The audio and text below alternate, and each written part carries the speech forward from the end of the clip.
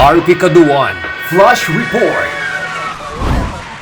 Si PNP Chief Romel Marbil nag-ikot po sa Ilocos at Central Luzon bilang bahagi ng pagpapalakas ng operasyon ng pulisya. Mark Makalalad, Mark.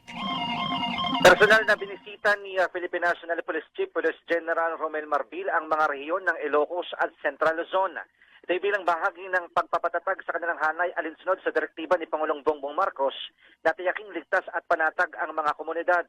Unang pinuntahan ni Marbil ang Mapandan sa Pangasinan kung saan ininspeksyon nito ang kasalukuyang mga operasyon para sa police visibility at upang suriin ang paggamit ng body-worn camera ng mga pulis.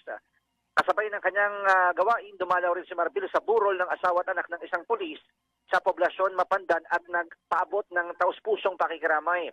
Sunod niya namang pinuntahan ang Camp Olivas sa San Fernando sa Pampanga kung saan naman niya sinalubong si PNP Regional Director sa Pro-3 na si Police Brigadier General Jean Fajardo. Dito binisita ng PNP Chief ang Command Center ng Pro-3 at inalam din ang situational updates, gayon din ang pag-aaral sa mga estratehiyang ipinatutupad sa rehiyon.